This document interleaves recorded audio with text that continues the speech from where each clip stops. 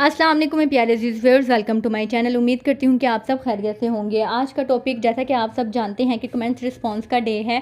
आज comments response की 26 video है और इसमें जो है, जैसा कि मैं हमेशा से कहती हूँ कि ये वीडियो सबके लिए ही इन्फॉर्मेटिव होती है। उन लोगों के लिए भी जिन्होंने कमेंट्स किए हुए हैं, क्योंकि उनको तो उनके सवालात के जवाबात मिलने होते हैं।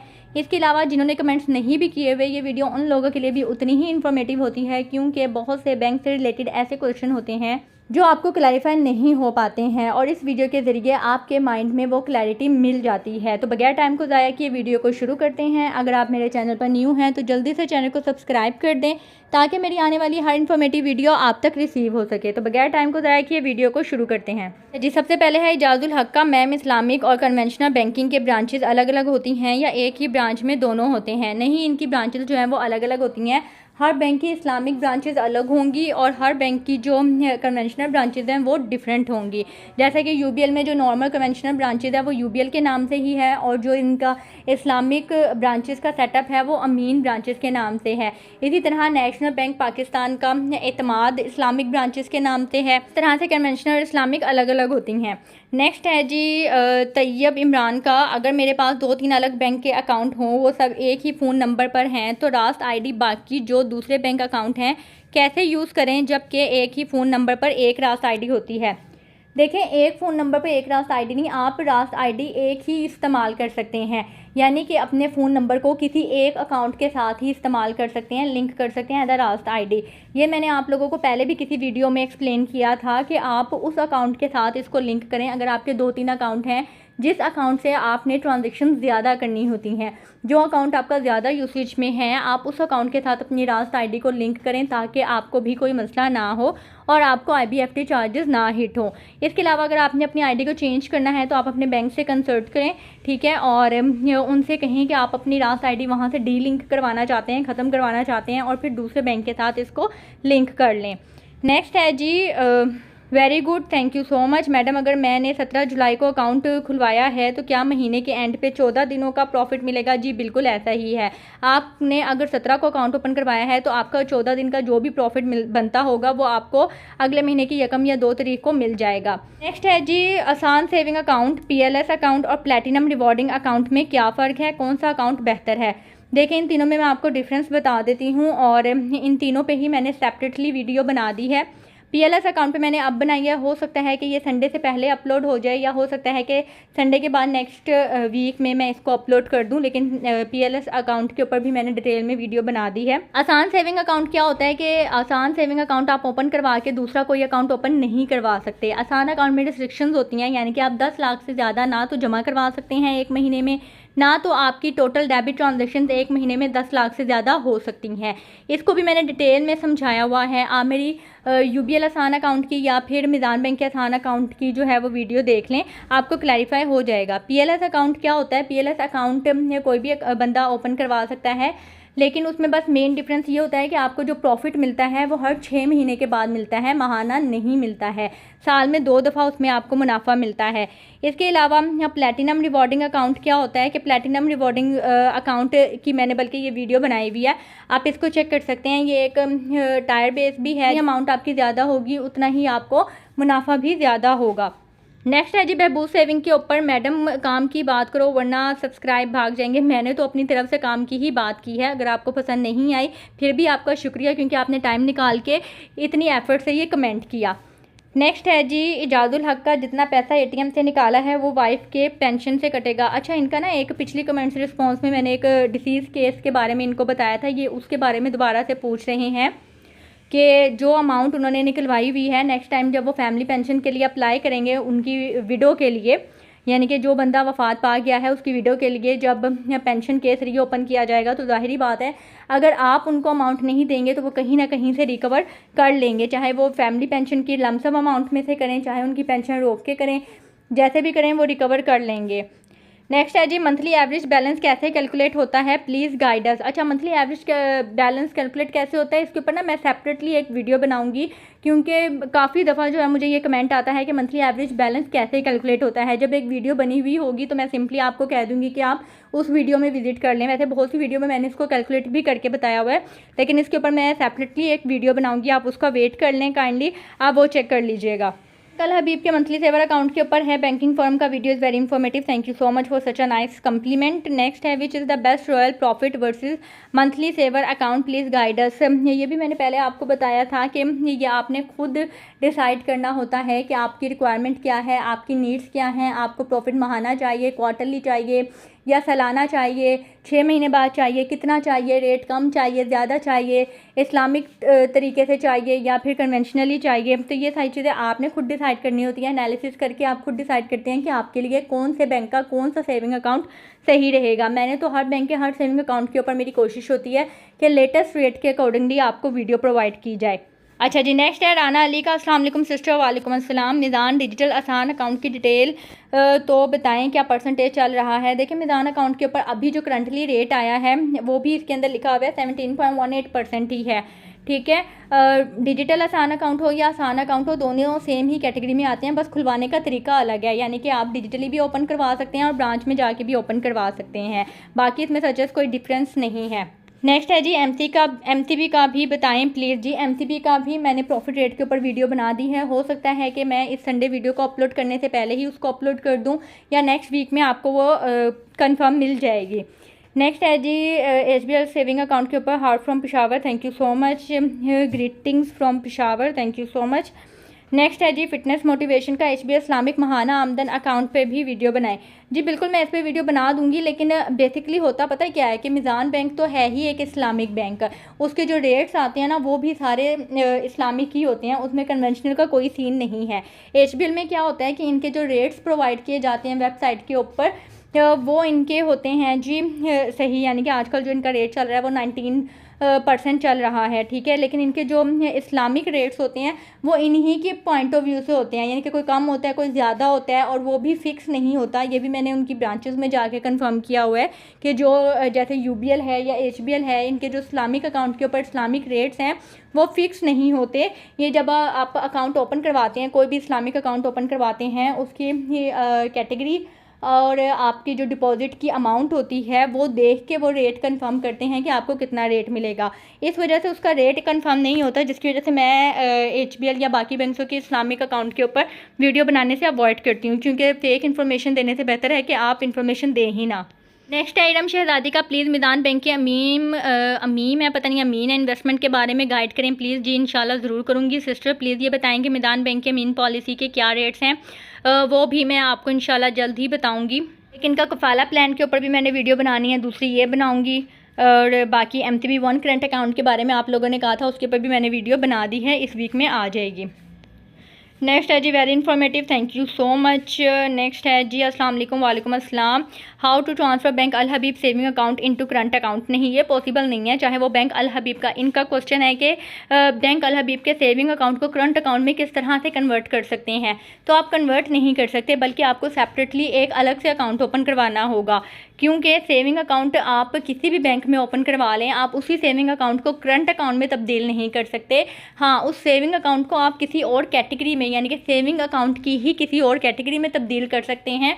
जैसा कि आसान सेविंग अकाउंट अगर आपने ओपन करवाया हुआ है तो मिज़ान बैंक में फैसिलिटी है कि आप अपना सोर्स ऑफ इनकम प्रोवाइड करके उसको मिज़ान बैंक के ही सेविंग अकाउंट की किसी दूसरी काइंड में कन्वर्ट कर सकते हैं। लेकिन सेविंग को करंट में कन्वर्ट नहीं किया जाता, उसके लिए आपको अलग से अकाउंट ओपन करवाना होता है। नेक्स्ट है जी नदीम खान का, मेरा आसान डिजिटल अकाउंट है, अगर मैं 1 लाख बैंक में रखूं मंथली कितने पैसे मिलेंगे मुझे। देखें अब जो रेट चल रहा है वो है 17.18%। 17.18% के अकॉर्डिंगली मैं आपको 1 लाख के ऊपर अमाउंट बता देती हूँ। 1 लाख की ये आपकी अमाउंट है, इसके ऊपर 17.18% रेट है, जो करंटली इनका रेट जुलाई से अपडेट हुआ है। ये आपका बनता है 17,180 सालाना, ठीक है। अब मैं आपको महाना बता देती हूँ, इसी को ही आपने डिवाइड कर देना है 12 से। ये आपके पास महाना मुनाफा आ गया 1431। अब आई डोंट नो कि आप फाइलर हैं या नॉन फाइलर हैं। अगर आप फाइलर हैं तो आपने 1431 में से 15% लेस कर देना है। अगर आप नॉन फाइलर हैं तो आपने 1431 में से 35% लेस कर देना है नॉन फाइलर का रेट, ठीक है। वो आपका अमाउंट होगी, यानी कि 1431 में से फाइलर के अकॉर्डिंगली मैं आपको बता देती हूँ। आपने इसका 15% जब आप लेस करेंगे तो ये आपने 214 इसमें से लेस करने हैं। 1431 में से जब आप 214 लेस करेंगे तो फाइलर का जो महाना मुनाफा होगा वो 1217 होगा, और अगर आप नॉन फाइलर हैं तो आपने इसका 35% लेस करना है, जो कि 500 बनता है 1431 में से। जब आप 500 लेस करेंगे तो ये नॉन फाइलर का मुनाफा है 1 लाख के अमाउंट के ऊपर आसान मिज़ान अकाउंट का, आसान सेविंग अकाउंट का मिज़ान बैंक के 931 रुपये। अच्छा जी, नेक्स्ट है हमाद का कि मैडम जो इनकी वेबसाइट पर मेंशन है कि जो भी प्रॉफिट होगा वो बैंक और कस्टमर के दरमियान 50-50% होगा, इसका क्या सीन है? यानी अगर नॉन फाइलर को 931 रुपये मिलते हैं 1 लाख पर तो इसमें आधे बैंक लेगा? नहीं, ऐसा नहीं है। ये क्वेश्चन मेरे माइंड में भी आया था जब मैंने मिज़ान बैंक को गो थ्रू किया था। ठीक है, बिल्कुल उनके हर आसान यानी कि उनके हर सेविंग अकाउंट की जो बॉटम साइड होती है वहाँ पर वेटेज लिखी हुई होती है, इसके अलावा प्रॉफिट रेट लिखे हुए होते हैं। तो ये मैंने क्लियर कट कंफर्म भी किया था, खुद जाके फिजिकली विजिट करके भी बैंक से कंफर्म किया था। ये उनकी कोई इंटरनली टर्म है, इसका कस्टमर से कोई लिंक नहीं होता। वहाँ पे जो प्रॉफिट रेट लिखा हुआ होता है वो तमाम से प्रॉफिट रेट आपको मिलना ही मिलना होता है। ठीक है, एमसीबी का भी बताएं जी, बिल्कुल उसके ऊपर भी मैंने बनाई है वीडियो, आपको इस वीक में मिल जाएगी। नेक्स्ट है जी शाहिद इकबाल का, ये सूद है। इन्होंने एचबीएल के सेविंग अकाउंट के ऊपर पूछा है कि क्या ये सूद है? जी बिल्कुल, मैंने जैसा कि पहले भी बताया था कि ये current account, saving account, fix deposit account के ऊपर डिटेल में वीडियो बनाई हुई है, उसके ऊपर ईच एंड एवरीथिंग बताया हुआ है। जो कन्वेंशनल ब्रांचेज के अंदर जो भी सेविंग अकाउंट के ऊपर आपको मुनाफा मिलता है वो सूद की कैटेगरी में ही आता है, आप माने या ना माने। हमारा काम है इन्फॉर्मेशन देना, आगे आपका दिल अगर सेटिस्फाई होता है तो आप उसको ओपन करवाएं, अगर नहीं होता तो किसी इस्लामिक बैंक में अकाउंट ओपन करवा लें। या फिर आपने बिल्कुल ही ये सूद में या मुनाफे में नहीं पढ़ना तो आप सिंपली अपना करंट अकाउंट ओपन करवा लें। करंट अकाउंट, सेविंग अकाउंट या फिक्स डिपॉजिट अकाउंट में क्या फ़र्क होता है इसके ऊपर डिटेल में वीडियो अवेलेबल है, लिंक डिस्क्रिप्शन में मेंशन कर दूंगी, नहीं तो आप मेरे चैनल पे विजिट करके भी तमाम तर वीडियोस चेक कर सकते हैं। नेक्स्ट है जी नदीम का, तो हम सिर्फ मिज़ान बैंक में ही क्यों अकाउंट ओपन करवाएं? जीओटी का बैंक भी है, एनबीपी बीओपी लिखना होगा, आई डोंट नो कि इन्होंने क्या लिखा है, जीओटी लिखा है, क्या लिखा है, का बैंक भी है, एनबीपी, उसमें भी इस्लामिक बैंकिंग फ़ंड्स हैं, उसमें क्यों ना करें? जी बिल्कुल आप करवा सकते हैं, लेकिन मिज़ान बैंक अगर देखा जाए तो सबसे बड़ा पाकिस्तान में इस्लामिक बैंक है और इसमें डिफरेंट उलमा के फतवा भी अवेलेबल हैं। लेकिन मैं तो मिज़ान बैंक में भी यही कहती हूँ कि आप उन उलमा के जो फतवा हैं वो रीड आउट करें, अगर आपका दिल सेटिस्फाई होता है तो आप उसमें इन्वेस्टमेंट करें, अदरवाइज़ ना करें। बाकी आप जहाँ चाहें वहाँ करवा सकते हैं, मेरी तरफ से कोई रिस्ट्रिक्शंस नहीं है। अच्छा जी, नेक्स्ट है जी खानगुल का, उनका कमेंट है चैट पर, चैट लिखा हुआ है, आई डोंट नो कि क्या लिखा हुआ है। चैट पर तो 15% मंथली का था और आप 15% साल का, अच्छा चार्ट लिखा होगा, सॉरी, प्रॉफिट चार्ट पे इन्होंने कहा होगा कि चार्ट पर तो 15% मंथली का था और आप 15% साल का बता रहे हैं। इनका मैंने रिस्पॉन्स किया था कि टैक्स फाइलर का 15% ही होता है, लेकिन इनका आगे जो मज़ीद कमेंट आया था वो ये था कि 10 लाख का मंथली 15% कितने बनते हैं और 10 लाख का साल का 15% कितना आएगा टोटल। इसके अलावा इन्होंने कहा था कि और सीनियर अकाउंट का दैट इंश्योरेंस है या नहीं, और उसके अलावा उन्होंने कहा था कि फॉर एग्जांपल 10 लाख का मंथली का 15% मिलेगा तो 10 लाख का 15% मंथली के हिसाब से साल का 180% आना चाहिए, 15% मल्टीप्लाई बाय 12 मंथ्स।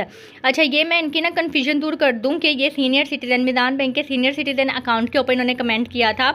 इन्होंने कमेंट जो किया है वो 15% प्रॉफिट रेट के बारे में किया है, जबकि मैं इनको टैक्स फाइलर का, यानी कि फाइलर का जो विद होल्डिंग टैक्स है, जो प्रॉफिट की अमाउंट के ऊपर फाइलर को कट होता है, मैं उसके बारे में बता रही थी, जिसकी वजह से कन्फ्यूजन हो रही थी। मैं इनको क्लियर कर देती हूँ कि 15% जो प्रॉफिट होता है, प्रॉफिट रेट हमेशा पर annum होता है, यानी कि सालाना होता है। आप जब एक साल का 15% निकालते हैं, जो भी अमाउंट आएगी उसको जब आप 12 से डिवाइड करेंगे वो आपका माहाना मुनाफा होगा। ठीक है, और जो मैं विद होल्डिंग टैक्स की बात कर रही थी, विद होल्डिंग टैक्स जो भी आपका प्रॉफिट आता है, चाहे आप सालाना निकालें, चाहे आप माहाना निकालें या क्वार्टरली निकालें, जो भी आप प्रॉफिट निकालेंगे उस प्रॉफिट की अमाउंट के ऊपर, जैसे फॉर एग्जांपल 1 लाख के ऊपर आपको 1000 रुपये प्रॉफिट हुआ है, चाहे वो महीने का हुआ है या साल का हुआ है या जो भी हुआ है, जब भी प्रॉफिट आपके अकाउंट में क्रेडिट होगा उस प्रॉफिट के ऊपर फाइलर को 15% टैक्स कट होगा। जैसे अगर 1000 रुपये प्रॉफिट हुआ है तो 1000 के ऊपर 15% जो है वो 150 रुपये टैक्स कट होगा और 850 रुपये आपके अकाउंट में आएंगे। अब यहाँ पे इस कमेंट में जैसा कि इन्होंने लिखा हुआ है कि 10 लाख का मंथली 15% कितने बनते हैं और 10 लाख का साल का 15% कितने बनता है। तो ये आप कन्फ्यूजन दूर कर दें। सम टाइम बहुत से लोगों के माइंड में ये कन्फ्यूजन होती है या क्लैरिटी नहीं होती है। वो समझते हैं कि अगर किसी भी एक अकाउंट है जिसमें सालाना मुनाफा मिल रहा है और एक अकाउंट है जिसमें माहाना मुनाफा मिल रहा है, तो लोगों के माइंड में ये कन्फ्यूजन होती है कि जिस अकाउंट में माहाना मुनाफा मिल रहा है वो उनको ज़्यादा मिलेगा, जबकि ऐसा नहीं होता। ये मैं आपको कैलकुलेट करके बता देती हूँ कि बेसिकली होता क्या है। अब देखें, फॉर एग्जांपल 15% के हिसाब से मैं आपको बता देती हूँ। 1 लाख का 15% हम जब लेंगे तो ये हमारे पास 15% जो रेट होता है वो साल का होता है, तो हमारे पास जो मुनाफा आएगा वो भी साल का ही आएगा। पहले हम मुनाफा निकालेंगे। ये हमारे पास मुनाफा आ गया 1 लाख के ऊपर 15% के हिसाब से 15,000 रुपये। ये इसके अंदर से कोई टैक्स की कटिंग नहीं है। अब अगर आप चाहते हैं कि आपने माहाना निकालना है तो आप इस 15,000 को, यानी कि जो अमाउंट आपके पास एनुअल रेट के अकॉर्डिंगली आई है, सालाना मुनाफा आया है, उसको आप 12 से डिवाइड करेंगे। जब आप 12 से डिवाइड करेंगे तो ये 1250 आपके पास एक महीने का मुनाफा आएगा। ठीक है। अब अगर आपने टैक्स कट करना है तो आपकी अपनी मर्ज़ी है। अगर आपने सालाना निकालना है तो आप 15,000 में से 15% कट करेंगे, और अगर आपने माहाना निकालना है तो आप 1250 का 15% लेंगे।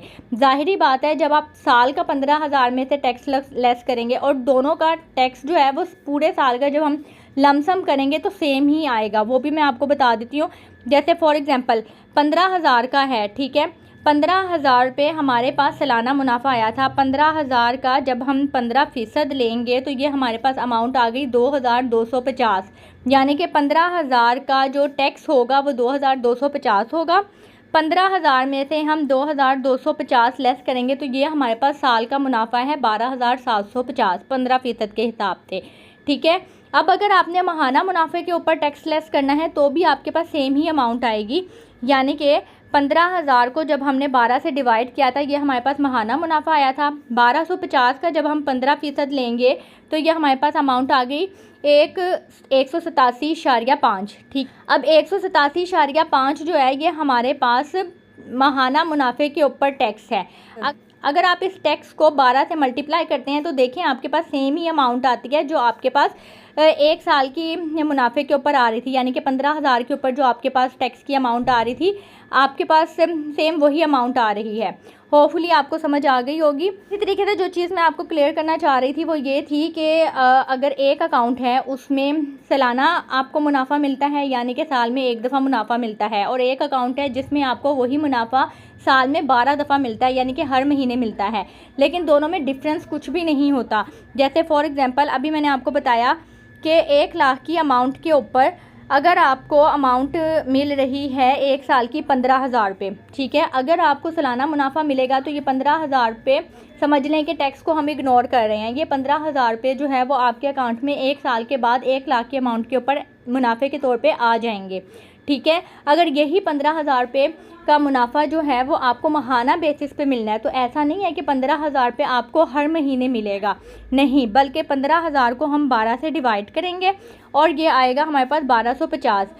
अगर उस अकाउंट में आपको माहाना मुनाफा मिल रहा है तो माहाना मुनाफे से मुराद ये है कि जो आपका साल का मुनाफा मिलता है उसके 12 हिस्से किए जाएंगे और हर महीने का जो मुनाफा बनता होगा वो आपको मिलेगा, यानी कि 1250 रुपये आपको हर महीने मिलेंगे, ना कि 15,000 रुपये हर महीने मिलेंगे।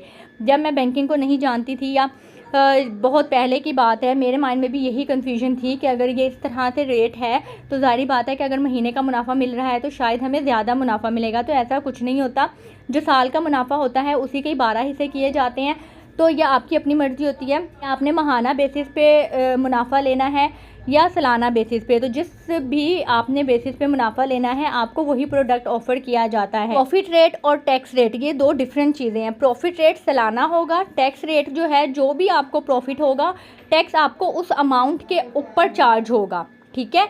उम्मीद करती हूँ कि आपको समझ आ गई होगी। अगर फिर भी कोई कन्फ्यूजन हो तो आप मुझे कमेंट बॉक्स में बता दीजिएगा।